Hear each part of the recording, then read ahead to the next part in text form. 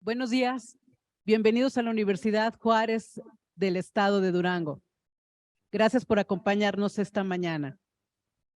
Le doy la bienvenida a nuestro anfitrión, el director de la facultad, el doctor José Ramón Duarte Carranza. También le doy la bienvenida a la doctora Leticia Eva Tolosa, quien es la presidenta de la International Finance Conference. Por supuesto, la bienvenida a las autoridades directivos de la facultad, el maestro Ernesto Ríos Valles, secretario administrativo de la facultad, y a la doctora Jessica Yocaste Castañeda Galván, jefa de la División de Estudios de Posgrado. Por supuesto, también agradecer la gentileza de la compañía, de nuestros invitados especiales, los integrantes del board del IFC. Muchas gracias a todos. Bienvenidos y les cedo la voz al director de la facultad. Muchas gracias, maestra. Muy buenos días. Pues me complace mucho darles la bienvenida a esta conferencia de lanzamiento de la 23ª Conferencia Internacional de Finanzas, que por sus siglas en inglés es IFC.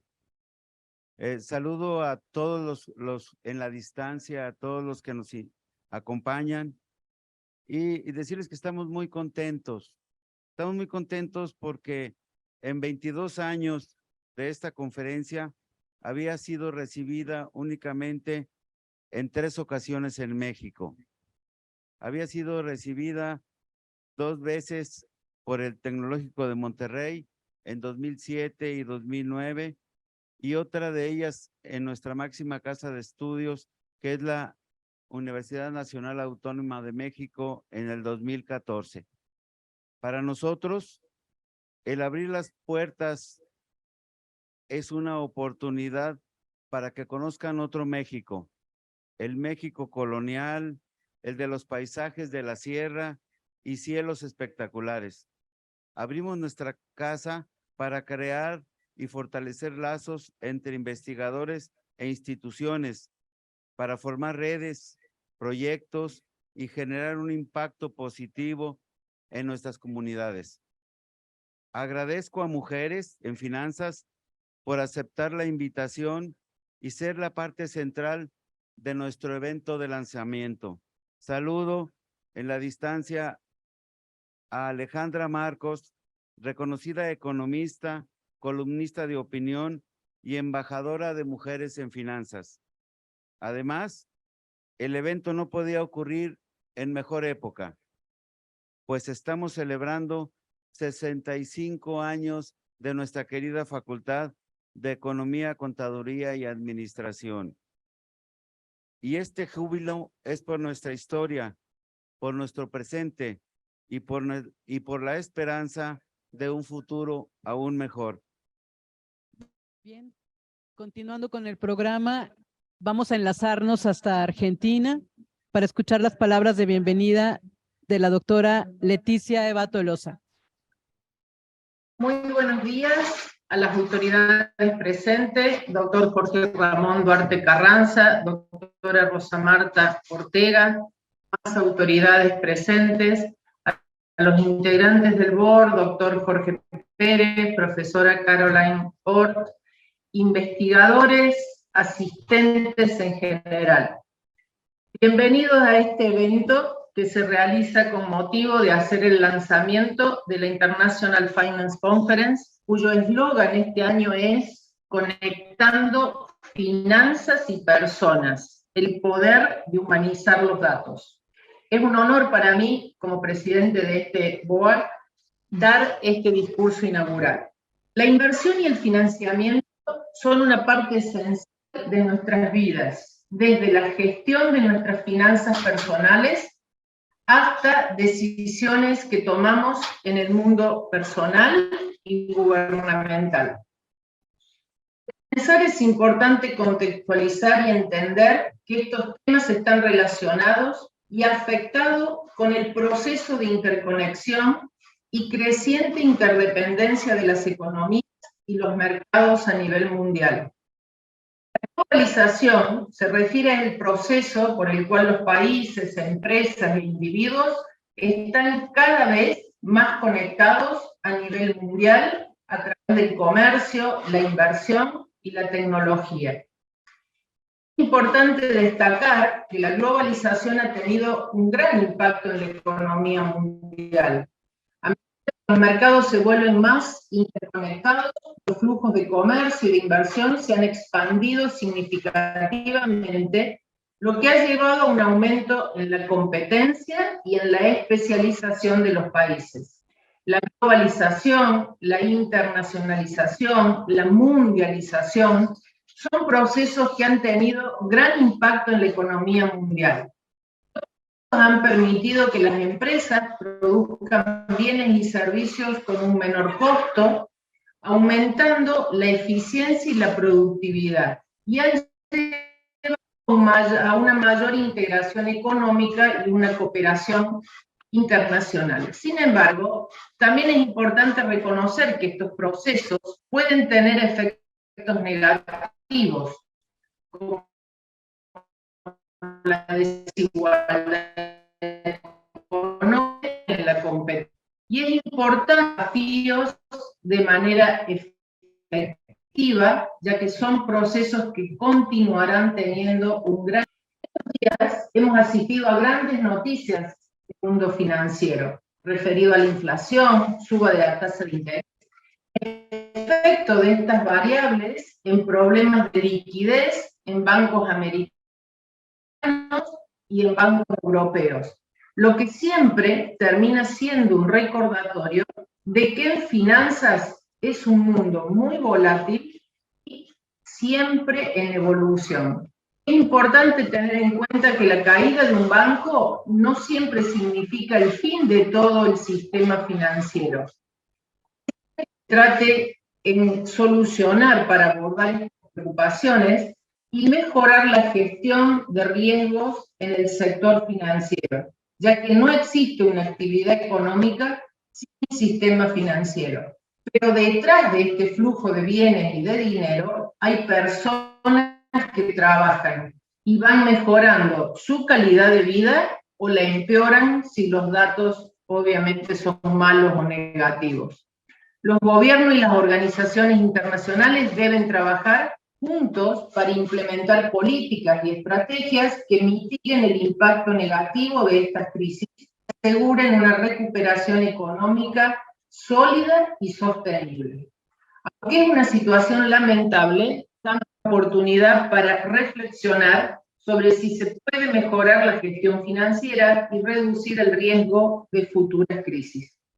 En septiembre, ya faltan menos de 100 días, nos reuniremos para compartir investigaciones realizadas por los equipos académicos de las distintas universidades. Y será un espacio propicio donde habrá oportunidades para compartir ideas y discutir cómo se puede aplicar lo que hemos aprendido para mejorar nuestras propias prácticas y contribuir a un futuro financiero más sólido y sostenible.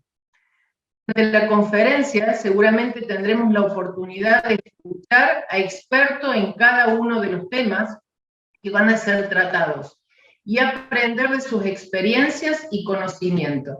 Espero que todos los que participen se beneficien de esta conferencia y aprovechen al máximo las oportunidades de aprendizaje y del networking. Deseamos y anhelamos que sea un espacio de concurrencia multitudinaria. Además, aprovechando el escenario que nos ofrece esta universidad, Juárez del Estado de Durango, a quien agradecemos infinitamente su predisposición a organizar la conferencia, con la gentileza de todos los organizadores, vamos a tratar de lograr conectar las finanzas y las personas para darle poder e importancia a humanizar los datos. Muchas gracias. Muchísimas gracias, Leticia, por esas palabras de inicio. Estamos de verdad todos en el mismo canal, felices de escucharte. y de estar en esta anfitrionía que con gran cariño queremos preparar a todos ustedes. Bueno, y ahora vamos a dar paso a la conferencia de lanzamiento y quiero leerles un poquito de nuestra invitada de hoy. Alejandra Marcos Isa es licenciada en Administración de Empresas por parte de la Universidad Anáhuac.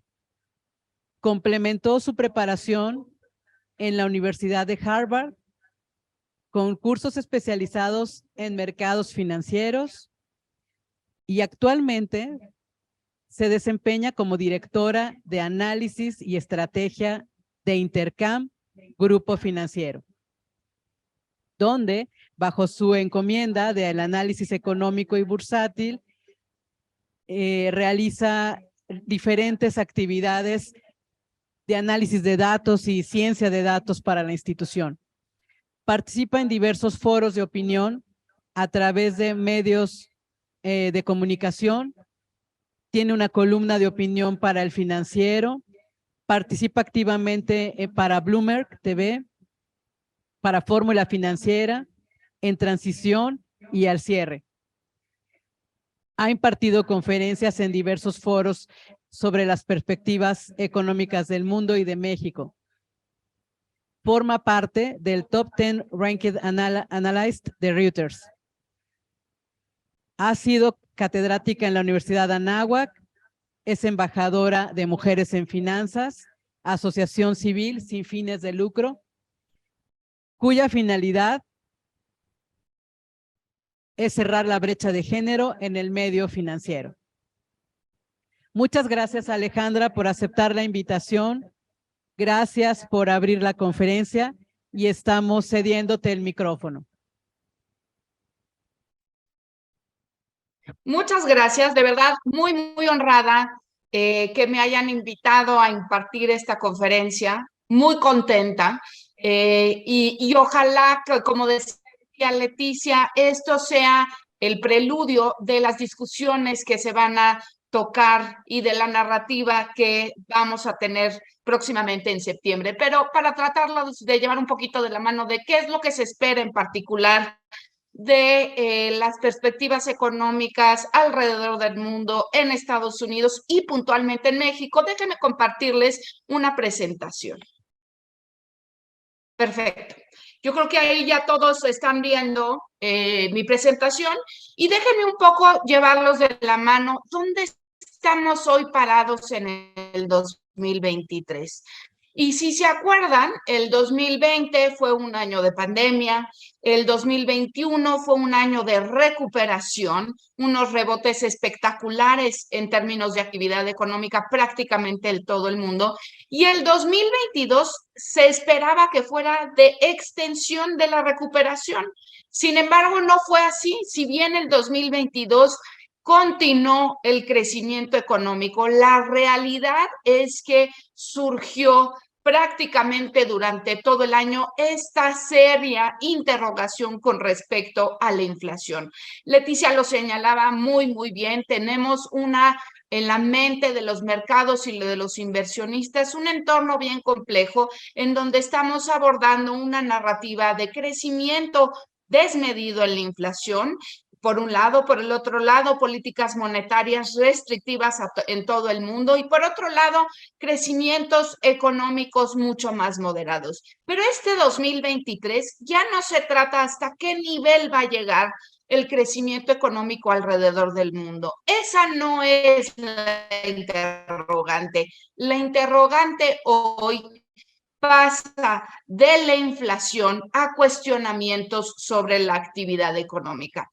Les pongo dos tablas muy sencillas en donde, por un lado, el Fondo Monetario Internacional está esperando una reducción en la actividad económica de 3.4% a 2.9% en este 2023.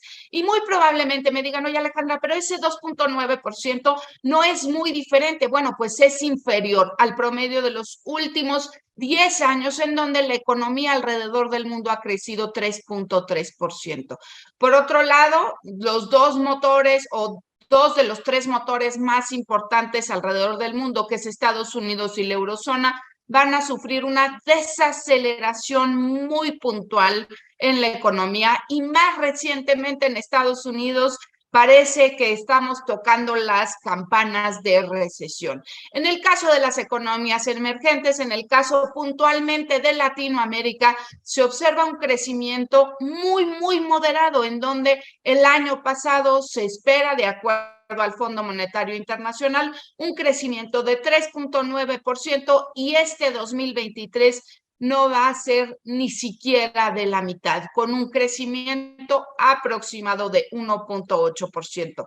Por supuesto, dentro de Latinoamérica vamos a tener componentes bien diferentes, en donde unas economías van a crecer un poco más que otras, porque además dentro de Latinoamérica tenemos una serie de complejidades enormes que lo mismo que afecta a México no le afecta a Argentina y no le afecta a Brasil. Pero por el otro lado, de acuerdo al Conference Board por parte de la Reserva Federal, pues ahí está claramente señalado que este año Estados Unidos, que es el principal motor alrededor del mundo, va a entrar en una recesión. No solamente lo señala a través de este nivel de actividad económica que engloba 6 principales componentes de la economía americana, sino también así lo señala, por ejemplo, la inversión de la curva, en donde por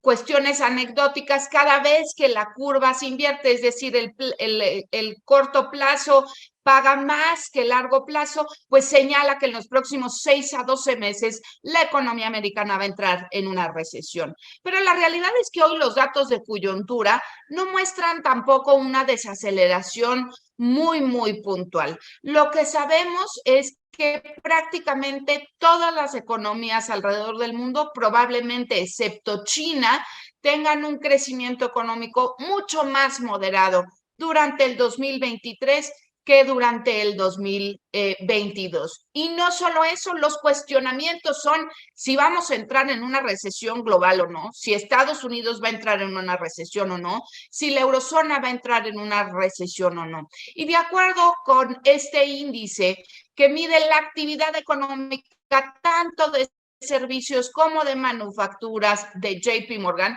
lo que apunta es que la actividad económica, por lo pronto, al cierre de febrero, sigue apuntando a una moderación en el crecimiento económico, pero no estamos viendo una recesión per se. Claro, el panorama cambia muchísimo con estos eventos, que ya lo decías y lo señalaba también Leticia al inicio de su discurso, con estas quiebras de ciertos bancos en Estados Unidos y los problemas financieros de los bancos europeos. ¿Y qué pasó? Y vamos a tratarlo de poner un poquito en contexto, y me gustó muchísimo lo que decías, Leticia, de el que quiebre un banco no significa que quiebre todo el sistema financiero, pero este es como que finalmente el Black Swan. Esto es lo que ha venido modificando la faz de lo que vamos a ver durante el 2023. Para darles un poquito de contexto, y todos están en el mismo contexto, resulta que el 16º banco más grande en Estados Unidos, Silicon Valley Bank, pues tuvo un muy mal manejo en sus calces de activos y pasivos. Hace un par de semanas, el FDIC tomó a Silicon Valley Bank ante la imposibilidad de no poderle otorgar a todos sus depositantes, sus cuentas. ¿Y cómo surgió esto? Porque no es novedad. El ciclo restrictivo en Europa, en Latinoamérica, en Estados Unidos, pues ha comenzado desde hace más de un año. ¿Por qué no se podía prever que existía un riesgo importante por la subida de las tasas de interés? Bueno, pues la realidad es que tenemos que en esta ocasión, a diferencia del 2008 con la quiebra de Lehman Brothers, no es una insolvencia provocada por estos bancos, son más o menos considerados sistémicos. Entonces, el riesgo de que hacia adelante tengamos esta misma situación de bancos de nicho y de bancos puntuales o regionales, pues es bastante grande. Y lo que sí vamos a ver ahora con esta crisis financiera o bancaria en Estados Unidos es que va a haber una astringencia en el crédito. Y como saben, en Estados Unidos, pues la penetración bancaria es enorme, es una economía francamente apalancada y lo que vamos a ver es que los bancos ahora no van a estar tan dispuestos a prestar, porque aparte van a venir seguramente nuevas regulaciones. En el caso de la eurozona, a lo mejor el contexto es un poquito diferente por, en específico, pérdidas en Credit Suisse, en donde UBS fue prácticamente obligada a tomar a este gran banco suizo. Pero lo que sí sabemos es que siempre existen eventos inesperados en el panorama que hacen modificar la trayectoria esperada de crecimiento económico alrededor del mundo. Ahora, esta inflación, que era el tema principal y medular de preocupación durante todo el 2022, pues ya pareciera haber día de baja. Por ejemplo, en Estados Unidos, la inflación, hoy en la mañana, por ejemplo, salió esta inflación o este dato de el deflactor de gasto del consumo, que es la lectura preferida de la Reserva Federal, se ubicó en 5%, en la eurozona, ya el último dato, 8.5%, la inflación al productor en Estados Unidos también viene bajando, pero en el caso específico de este señor Jerome Powell, que creo que ha sido uno de los banqueros centrales más cuestionados, primero porque empezó a decir que la inflación era transitoria, luego porque no iban a subir muchísimo las tasas, y hoy resulta que estamos en el ciclo restrictivo más importante en términos de magnitud y de corta duración desde 1982. Y el tema aquí es que este ciclo restrictivo, si bien es cierto que de una u otra manera ha frenado la inflación o ha puesto a que la inflación ya marque una trayectoria de baja, no hemos visto una moderación puntual en la actividad económica. Y es aquí donde surgen todos los cuestionamientos, porque, por ejemplo, y de acuerdo a la última reunión de política monetaria de la Reserva Federal, pues ya se espera que este suceso de Silicon Valley Bank tenga un efecto puntual en la economía. Porque por un lado, la creación de empleos en Estados Unidos y los salarios en Estados Unidos pues siguen avanzando a pasos muy importantes. Para darles un dato en específico, más o menos se han creado 1 millón de empleo en los últimos 3 meses. Y no solo eso, si volteamos a ver el desbalance que existe en el empleo en Estados Unidos es enorme, en donde todavía existen más de 2 puestos de trabajo ofrecidos por cada persona que realmente está buscando trabajo. Eso sin duda a la larga y a la postre va a generar presiones en la inflación. Por eso ahora, y déjenme decirles la expresión muy coloquial que decimos en México, a Powell esta quiebra de Silicon Valley Bank le cayó como anillo al dedo, porque la recesión va a venir inducida más bien por una moderación en el crédito. ¿Por qué? Porque es muy difícil dejar pasar la inflación. El costo para Powell, para Estados Unidos, es de enormes dimensiones. No hemos visto hasta la fecha un efecto puntual en los servicios, que representa más de 2/3 partes de la economía americana, y no hemos visto un efecto puntual en la creación de empleos.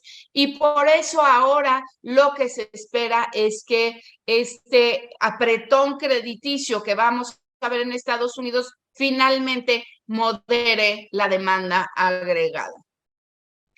Y lo que hemos visto durante, les diría, prácticamente todo el año es esto: volatilidad en todos los mercados financieros, volatilidad en las expectativas de las tasas de interés.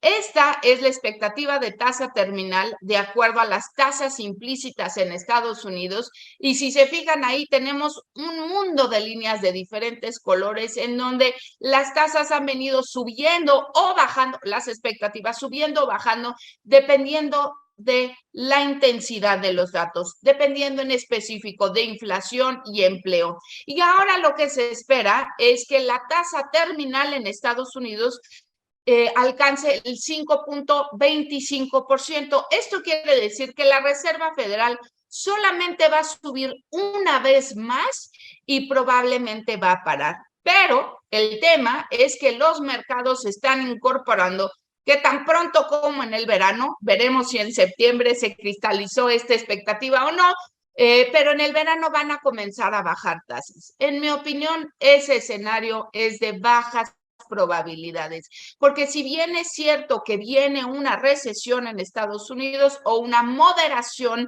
en el crecimiento económico, la realidad es que es un proceso. Y déjenme decirlo muy sencillo, no es como que ya llegó la recesión y ya vamos a bajar tasas. No, tiene que haber un enfriamiento del mercado laboral, tiene que haber un enfriamiento de la demanda, tiene que haber un enfriamiento de la inflación. Y eso no va a ser cuestión de 1 o 2 meses. Muy probablemente la Reserva Federal no modifique su postura monetaria durante todo el año. La duración de las tasas en estos niveles entre 5 y 5.25% es la que va a marcar la intensidad de la recesión en Estados Unidos. En todo caso, no quisiera darles un panorama negativo, pero sí creo que vamos a vivir una recesión moderada, tanto en intensidad como en duración. Probablemente las cifras comiencen a dejar evidencia que durante el tercer trimestre del año en Estados Unidos vamos a tener esta moderación en el crecimiento y probablemente esa moderación en el crecimiento acabe afectando a Europa, a China y por supuesto a Latinoamérica. Puntualmente en el caso de México, sin duda alguna vamos a ver el spillover o este efecto colateral de la desaceleración en Estados Unidos. Ahora, con respecto a México, y aquí pareciera ser como un monstruo de 2 cabezas, si me permiten ahí decirlo, por un lado, tenemos un crecimiento económico enorme, francamente importante. Durante el 2022 fue 3%. Nadie creía que íbamos a llegar a este nivel. De hecho, las estimaciones, incluidas las mías, andaban sobre 1.5, 2.5% en el mejor de los escenarios. Y resulta que México finalmente hizo este del crecimiento prepandemia. La realidad es que es triste decirlo, pero en el caso de la economía mexicana, lo que vimos a final de cuentas después los niveles de actividad económica previos a la pandemia.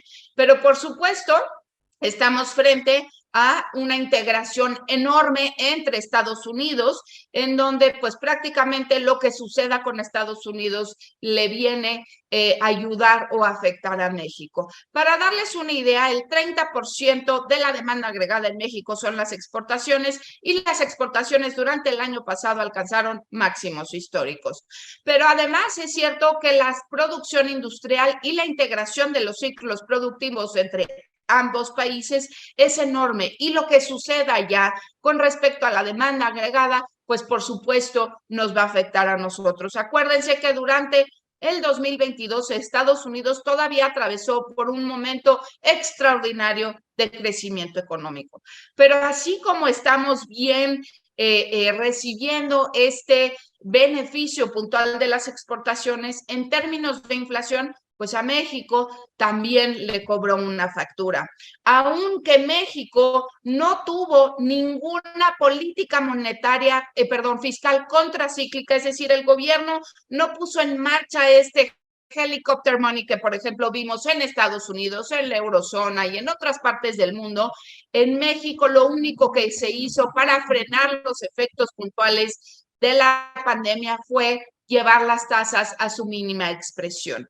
Por lo tanto, no vemos presiones en México de momento por el lado de la demanda, sino esta inflación que se aceleró en el caso de México, que fue lo mismo para, por ejemplo, Argentina, ni hablamos porque tiene una inflación bastante lastimosa, pero lo que vimos puntualmente en México es que esta inflación es básicamente importada.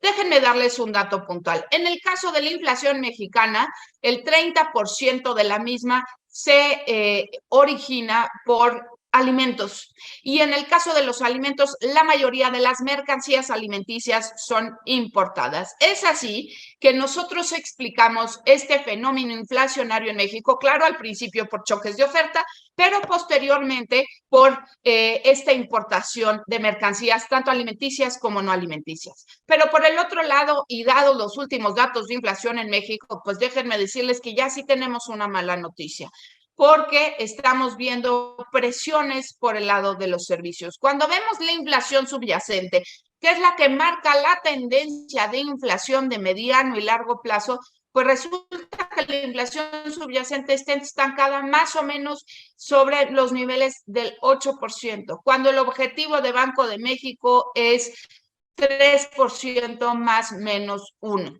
Estamos más del doble de los niveles que quiere ver Banco de México en inflación. Además, tenemos otra muy mala noticia porque tenemos que las negociaciones salariales alcanzan un nivel de entre 10 y 12% durante enero y febrero. Y estas negociaciones salariales son las más altas en 20 años. Y por supuesto, aquí no se trata de decir si está bien o está mal. El tema más importante es que sin duda esta presión en salarios va a generar a la postre un espiral salarios-precios. Si no tenemos a un Banco de México firme, como lo vimos el día de ayer, subiendo una vez más la tasa de referencia en 11.25%, entonces muy probablemente tendríamos una inflación que no solo no pare, sino que las expectativas de inflación comiencen a desanclarse. La realidad es que nosotros pensábamos, después de leer el comunicado ayer de Banco de México, es que vamos a ver un incremento adicional a 11.50% y probablemente ahí lo que haga Banco de México es poner una pausa. Sin embargo, como les dije al principio, tenemos estos eventos inesperados, estos Black Swan, que pudieran hacer que la tasa terminal sea mayor. Entonces, para tratar de resumir el panorama en general, tenemos una inflación que ya ha alcanzado un pico en prácticamente todo el mundo, pero tenemos por el otro lado una política monetaria que no necesariamente ha alcanzado el pico. Y ahora veremos en prácticamente todo el mundo los efectos puntuales del ciclo restrictivo llevado a cabo por los principales bancos centrales. Ahora, en el caso de México, pues para darles un zoom muy puntual, pues el crecimiento es bastante dispar entre los componentes. Por un lado, la inversión en México pues no ha crecido, es más, se mantiene 10% por abajo del máximo histórico alcanzado en agosto del 2018. Por otro lado, el consumo, desafortunadamente, muy bien, pero por las razones incorrectas. Son remesas. Recibimos el año pasado 58.500 millones de dólares por concepto de remesas. Y eso es lo que ha apuntalado al consumo. ¿Y por qué digo desafortunadamente? Porque deberíamos de ver una creación de empleos formales de buena calidad en México que sostengan al consumo privado, no estos envíos de los connacionales que apoyen el consumo. Y por supuesto, la parte más importante, exportaciones. En el caso de la economía mexicana, ya hace un rato les decía, pues resulta que las exportaciones alcanzaron máximos históricos. Y esto es básicamente porque la aceleración de la demanda agregada en Estados Unidos trajo como consecuencia esta mayor demanda de bienes puntuales en México. México durante el año 2022 fue el segundo socio comercial más importante de Estados Unidos, desplazando a China.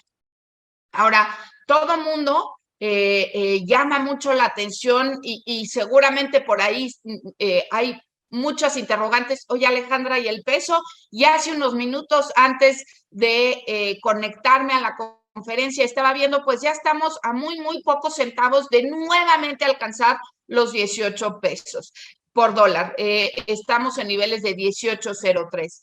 ¿Por qué tenemos este tipo de cambio? Y este tipo de cambio, y este no es un tema exclusivo para México, llama muchísimo la atención porque resulta que el peso mexicano ha sido la moneda fuera del rublo ruso más apreciada durante el 2022. Y en el 2023 lleva una apreciación adicional de 7.8%, algo no visto porque apenas venimos saliendo de la pandemia, porque el peso no es reflejo del crecimiento económico de México, que la realidad, y justo les decía, hizo apenas el catch-up, pero los fundamentales no necesariamente apuntan a que México tenga un crecimiento sostenido en el largo plazo. Creo que a final de cuentas, y hay que explicarlo así, nuestra moneda es solamente el reflejo de la oferta y la demanda de este papel a nivel internacional. Y déjenme empezarles a decir el último punto. El peso mexicano es la tercera moneda más operada entre las economías emergentes. Es un mercado tan profundo y tan líquido que resulta muy fácil para los inversionistas institucionales extranjeros poderse cubrir o utilizar el peso como un hedge. Se operan al día 114,000 millones de dólares diarios. Esto hace que nuestra moneda pueda ser utilizada pues prácticamente alrededor de todo el mundo. Pero además, les decía hace rato, tenemos un contexto de oferta y demanda. Bueno, pues vámonos con la cuenta corriente. Los flujos que recibimos de divisas más que son suficientes para financiar la operación de México. Por un lado, la balanza comercial sigue siendo deficitaria por el orden más o menos de 27,000 millones de dólares. Tenemos una balanza factorial negativa por el orden de 14,000 millones de dólares y tenemos este pago de dividendos o de servicios financieros por más o menos la misma cantidad. En total, tenemos una balanza de cuenta corriente que es deficitaria por el orden de 13,400 millones de dólares al cierre del 2022. Grábense ese número, 13,400 millones de dólares. Pero resulta que de inversión extranjera directa recibimos durante el año pasado 38,000 millones de dólares. Esto quiere decir que los dólares en la economía están sobrando. De hecho, nosotros estimamos, y de acuerdo a nuestros cálculos, que la balanza de pagos de privados es súper habitaria.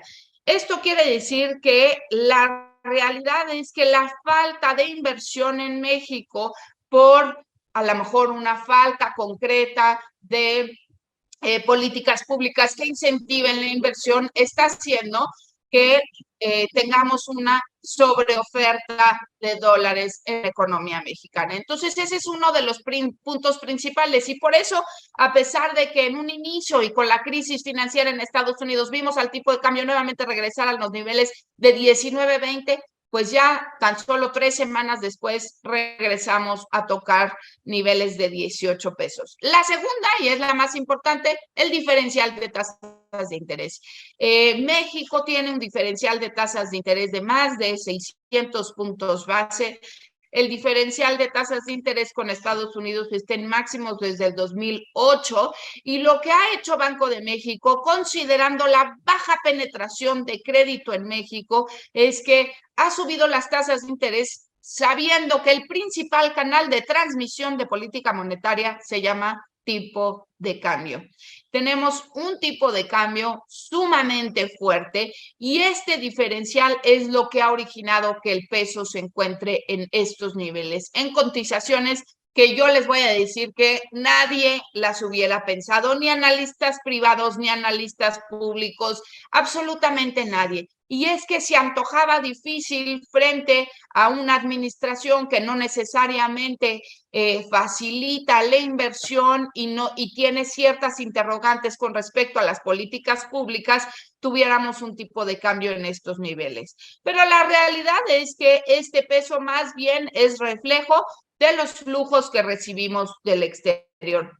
Les voy a dar un contexto adicional simplemente con la llegada de Tesla. No hemos recibido un peso de Tesla, ojo, pero con la llegada de Tesla, pues resulta que el peso se apreció en un solo día 20-30 centavos. Así de volátil está nuestro peso y estas expectativas de nearshoring pues también acaban beneficiando al peso, porque de pronto, ¿qué creen? Que nos dimos cuenta que México estaba en el mejor barrio, siendo vecino del mejor vecino, que es Estados Unidos, que es el principal mercado alrededor del mundo. Y eso, sin duda, pues nos ha ayudado de manera muy puntual, no solo por las exportaciones, sino ante las expectativas de esta relocalización de cadenas productivas después de la pandemia. Ahora, también es cierto que frente a un entorno macroeconómico, pues tenemos un entorno macroeconómico privilegiado, reservas internacionales en máximos históricos, un déficit fiscal, y ahí se los pongo, de menos 3.4%. Entre las economías emergentes es uno de los mejores, tenemos un balance primario bastante controlado, tenemos un entorno macroeconómico bueno.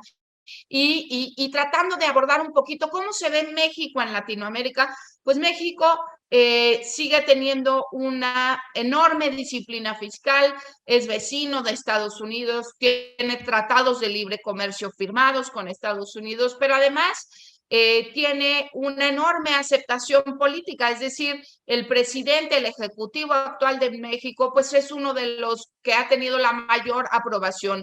No tenemos los disturbios que tienen en otros países latinoamericanos, y eso que creen ha pagado, y ha pagado bastante bien en el contexto internacional. Al margen de lo que veamos cada uno de nosotros en nuestros propios países, México dentro del mundo pues acaba siendo la niña más bonita del baile en Latinoamérica. Ahora, déjenme tratar de pasar estos datos económicos, a lo mejor muy álgidos, con algo que nos atañe a todos y por lo que estamos aquí sumados todos. ¿Cómo humanizar estos datos? Y yo les voy a hablar de cómo humanizar estos datos probablemente desde mi encomienda, que es Mujeres en Finanzas. Porque sin duda alguna, el mundo, las empresas, las economías serían muy diferentes. Es una asignatura pendiente, porque la brecha de género, y esto no estoy hablando de México, de Brasil, de Argentina, de Estados Unidos, de Europa, estoy hablando a nivel mundial.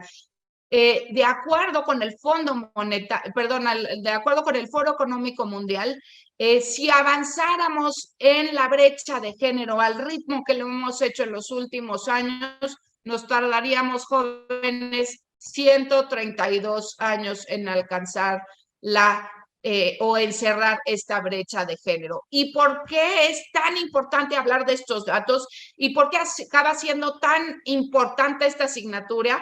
Porque ha quedado demostrado a través de diversos estudios científicos respaldados por grandes organismos internacionales que la subutilización de las mujeres en el plano económico causa una pérdida enorme, tanto en las economías como en las familias, como en las empresas.